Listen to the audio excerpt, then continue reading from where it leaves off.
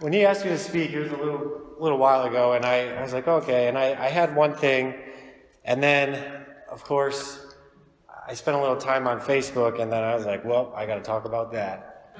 So I felt inclined to, this was my starting question to myself. I said, who is Jesus? Who is he? And I'm going to ask you that same thing. Now, you can close your eyes and imagine, or if that works for you, don't fall asleep. But if you want to close your eyes, that's fine. But I want you to take a minute and think about this. A side note, it's very important to take a minute and think about things, and that's perfectly acceptable. I know Hannah will ask me a question, and then I'll actually take a minute to think, and she'll be like, Mark. Right, but I'm actually taking that minute to think. So it is perfectly reasonable to take a minute and think. So this is what I want you to do. I want you to close your eyes if you're comfortable doing that, and I want you to think about this question. Who is Jesus?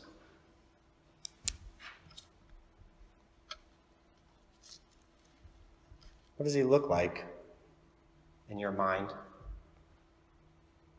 Maybe more importantly, what's he doing? You can go to the next slide. Is that something that you see? Is that pretty close? Would all of our Jesuses look the same? How many of you thought of something like that? You can be honest, it's okay. I do, sometimes. We'll talk about where that image comes from.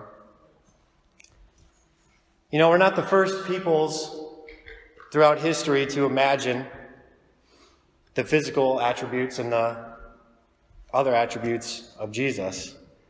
Next slide there, everyone.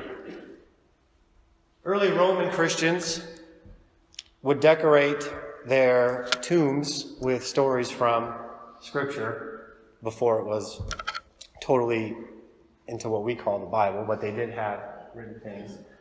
And the Romans showed Jesus like a hero, like an old, how many of you are good at Greek and Roman mythology, have ever studied that at all? And you have, the Hercules, the hero, the victorious person.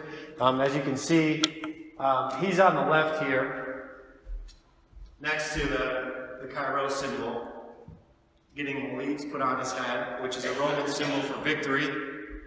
The emperors wore it. At this time, Rome, when this was made, Rome was a Christian state. Prior to that, the Christians were persecuted, and then until who? Does anyone know? Who brought Christianity from a side persecuted religion to the religion of the state?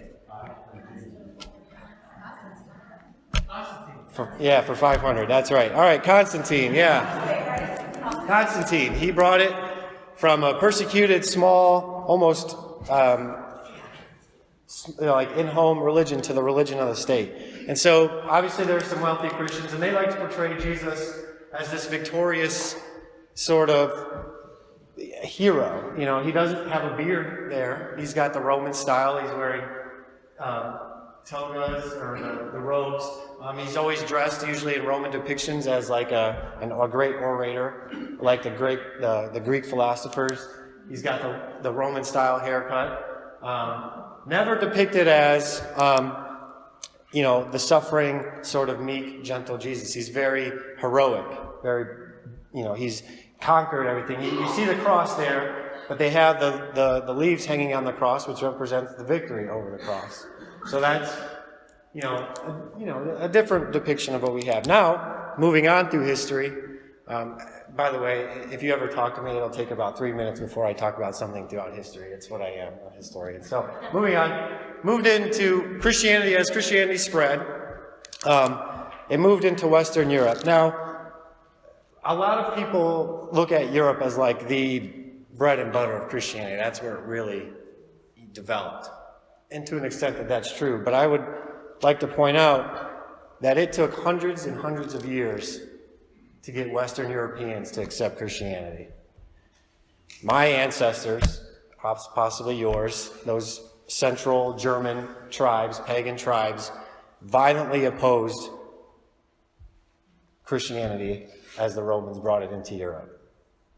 It took a long time for Western Europeans to accept Christianity. It wasn't until the Carolingian Empire under Charlemagne that Christianity really began to gain a foothold in Western Europe and become the powerful force that we know it as history, through studying history.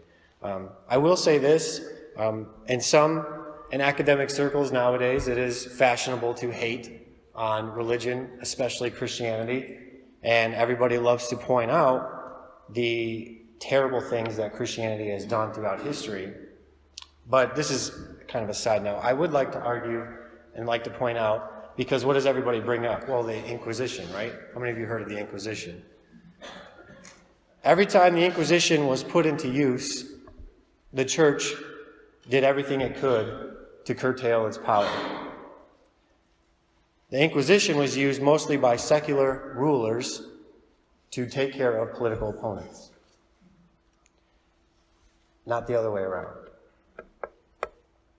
Just throwing that out there. So, back to the image. Here we start to see in Western Europe the pictures of the suffering Christ. This was unheard of in most European art until the Middle Ages, or I would argue, I don't like the term, but I'll use it because everybody knows it, is Dark Ages. Some of the best art that has ever come out of Europe was created in the Dark Ages, so I don't know how you can call it dark. But we see the suffering of Christ, and Christ portrayed on the cross, being taken off of the cross, being put on the cross, became really, really popular in Western Europe. You can throw out any reason why. These Europeans at this time understood suffering. And to see a God that also understood suffering maybe appealed to them. We're talking at a time of feudal warfare, almost constant warfare, plagues. The average lifespan was 30 years old. I mean, not a nice time to be alive. So I think this is what all cultures have done that have encountered Jesus or the message of Jesus, is they've tried to mold and shape him and his ideas and his looks to what fits in our culture. How many of you, when you close your eyes and imagine Jesus, saw a white guy? I saw light. I always see light. Light, okay. But I see light. But for the sake of our argument there, Sandra. This is where that image of the Jesus that I showed at the beginning comes from. It comes from these Western art portrayals. And I don't fault these artists. You paint what you see. Most of them did not come into contact with people of Middle Eastern descent. So, this is where that concept, that long hair, brown eye, or blue-eyed, or pale skin, that's where this idea comes from, is that Western Europe art. All right, so let's talk about today. So let's go to the next slide. Modern day. All right. I thought I had this idea when I was going to prepare. I sent out a question on Facebook, and I said, if you want to answer this question, just message me and I'll ask you the question. And I asked the same question I asked you, as I said, who's Jesus? Now, I have a very wide variety of friends. I have friends that are militant atheists, and I have friends that are sitting in here today. And I got about 50 responses. 5 of them referred to him as God. The rest referred to him as some sort of teacher first, some sort of charlatan second, and some sort of powerful, semi-spiritual talker that was able to sway the opinions of a lot of people. So out of 50, 4 of them referred to him as God first. 4 or 5. So this is a problem, okay? Because a lot of these people, some of them had a few sentences to say, some of them had whole paragraphs to say. And I came up with something, go to the next slide. This is kind of what I got. Buddy Jesus, that's what that's called. Republican Jesus. A dirty homeless hippie activist, American Jesus, cartoon, South Park Jesus. These are the ideas that people gave to me in their answers. Stuff that's so not based in Scripture, it's almost laughable. I mean, if it doesn't make you feel bad. Now, where does this kind of stuff come from? I don't know. I think it partly comes from people who put politics first. This Republican Jesus, or what I like to call the health, wealth, and gospel Jesus, comes from, people who go on the internet after a mass shooting and defend the Second Amendment instead of offering condolences. So people see that.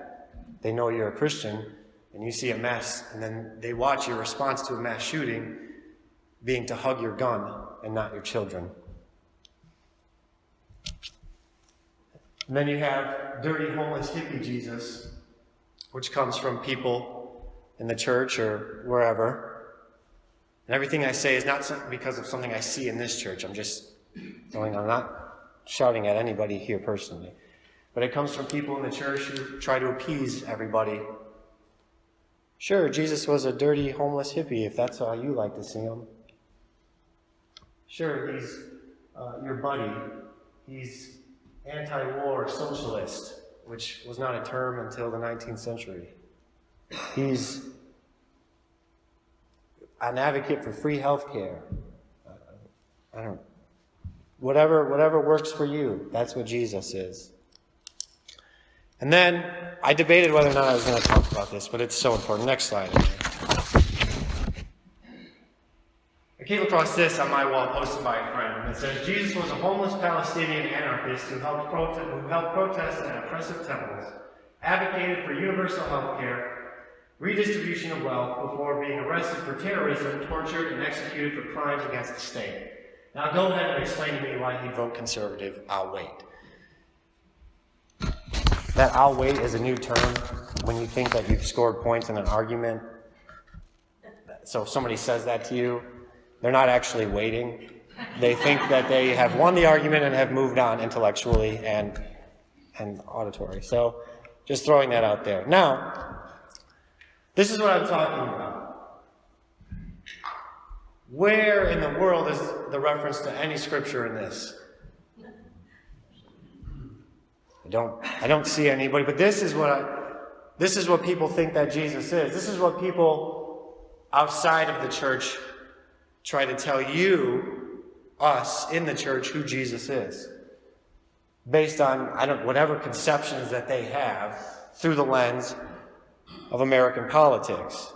Now I'm going to take this apart line by line. And I'm not trying to step on anyone's beliefs, but here we go. Jesus was a homeless Palestinian. Matthew 1, Jesus was a Jew descended from Abraham and David.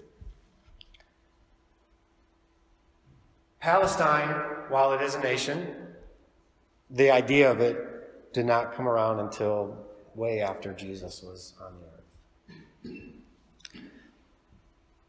He was an anarchist who held protests at oppressive temples. Matthew 21, he cleansed and restored the temple. He advocated for universal health care. Maybe. Matthew 9, Luke 17, John 9, just some of the examples. He supernaturally healed the lame and the sick. And he advocated for the right redistribution of wealth. Matthew 22, he told his followers to pay their taxes and then focus on what is owed God. He was arrested for terrorism, tortured, and executed for crimes against the state. He was arrested for claiming he was God. And the state, Pontius Pilate, found no guilt in him. Pilate is the state. Now go ahead and explain to me why he'd vote conservative. Well, I don't know who he'd vote for, because he understands that The American theme park ideals of prosperity, of health, of wealth and comfort, and political Facebook memes, which do so little for serving your neighbor and helping the poor and being there for the sick, are so trivial, it's laughable. Okay, well, then, who is he? Well, John 10:30. He and the Father are one. John 1:14. He's the Word made flesh. Colossians 1:15. He's the image of the invisible God. Revelation 1:8. He's the Alpha and the Omega, the beginning and the end. Hebrews 1:3. He is the radiance of glory. Matthew 3:17. He is the beloved Son, with whom the Father is well pleased. John 14. He's the way, the truth, and the life. Matthew 28. He is to all authority which has been given. John 11. The resurrection and the life. John 8. He's the light of the world. Luke 23. He's the key, the only key to paradise. John 5:21. The giver of life to the dead. Why does any of that matter? Why am I up here railing about all this? Because all of these Jesuses, these Republican Jesus, these Democrat Jesus, these hippie Jesus, America Jesus, they're all made to fit agendas. Human agendas, which makes them idols, not God. Ask yourself this.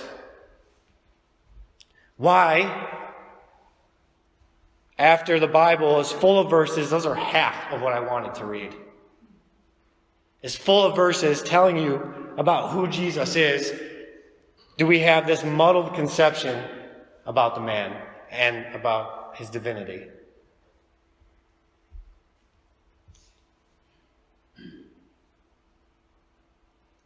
Why do we seem confused about what his intentions are for you? About what his intentions are for this world, about what his intentions are for kingdom come. Now, I don't claim to have any of the answers or all of the answers, but I will present this argument, and I'll tell you the same thing I told the teens.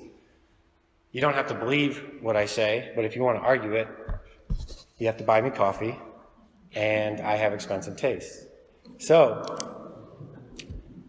But I will present this argument.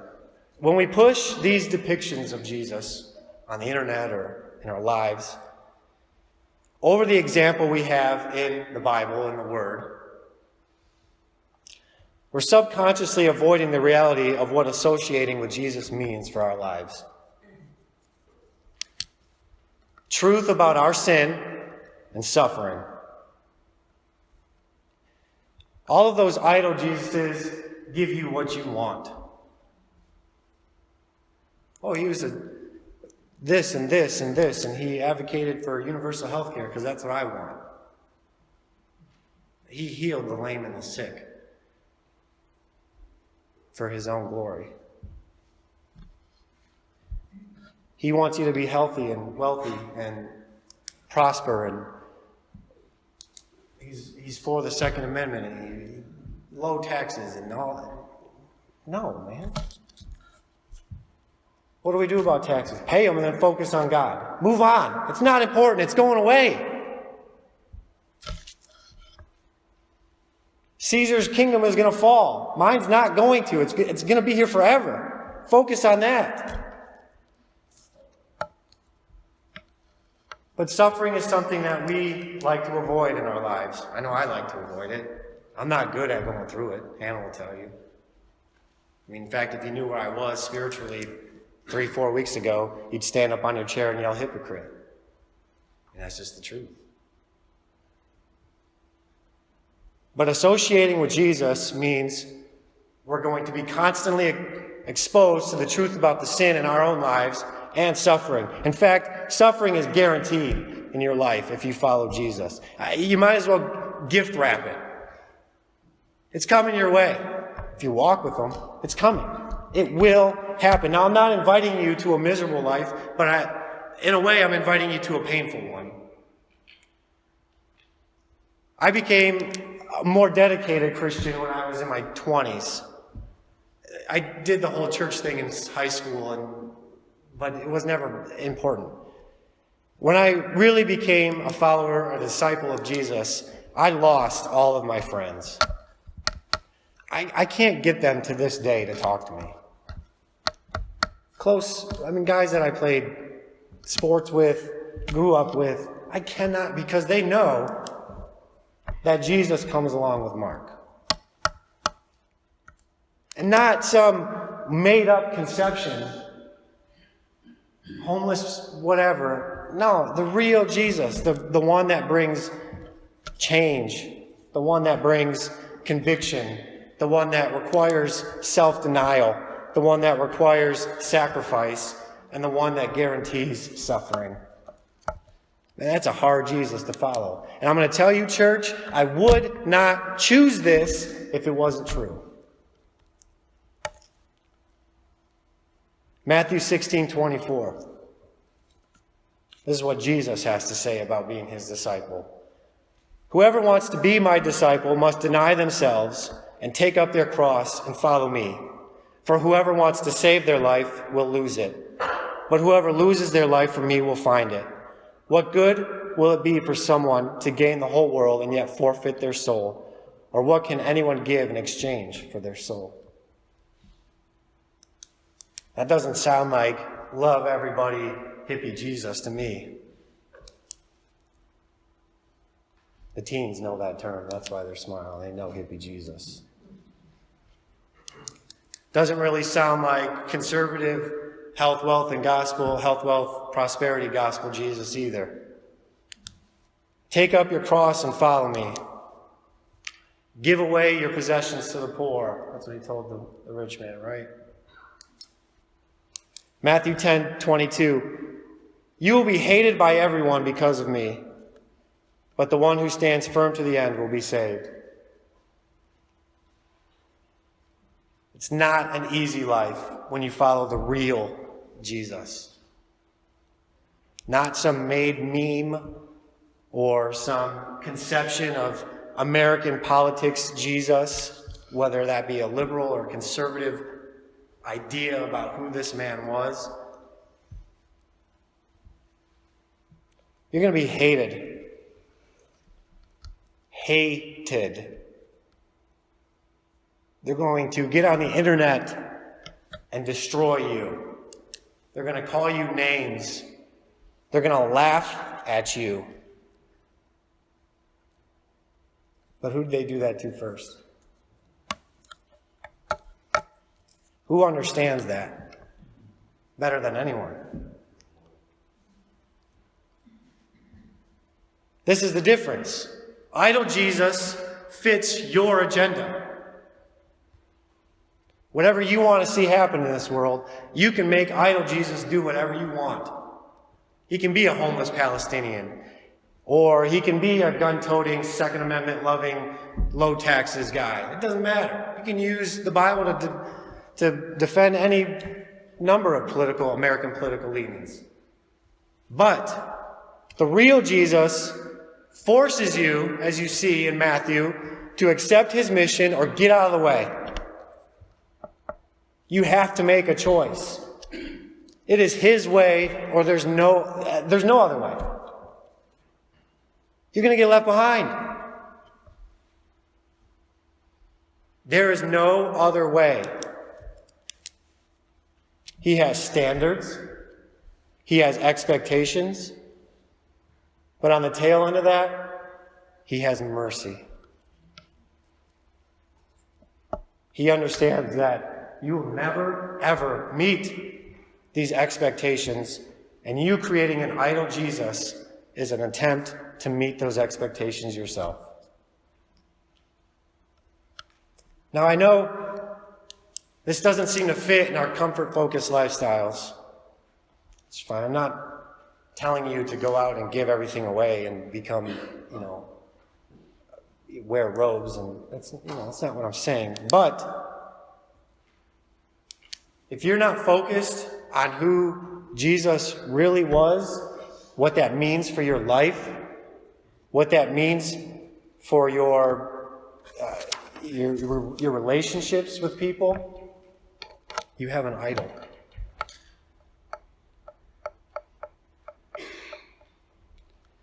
The prosperity Jesus if you preach that message, will not lead people to Jesus. It will lead people to focus on prosperity.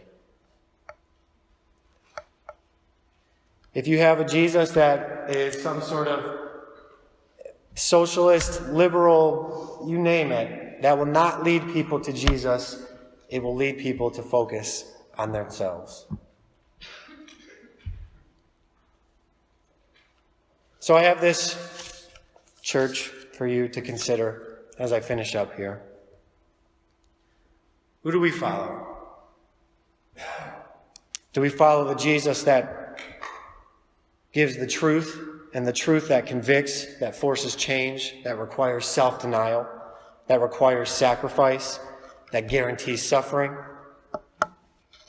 Or do we follow our own made-up conception of Jesus that keeps us where we are? I would challenge you to follow the real, the life-changing, the soul-saving, and the rescuer of mankind found in the Bible. And I'm not telling you to avoid American politics, but I am telling you that it's going away. And that if that is what you're fired up about in the morning,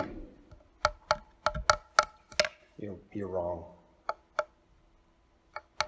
I've been there. I'm not saying I'm exempt from this. I'm just letting you know that if your focus is not the kingdom, and if your focus is your vision of America, and you try to use some made-up conception of Jesus to describe it, you have an idol, and that you're wrong. Now, we're going to end on this song. It's a hymn. All hail the power of Jesus. And the band's can come up.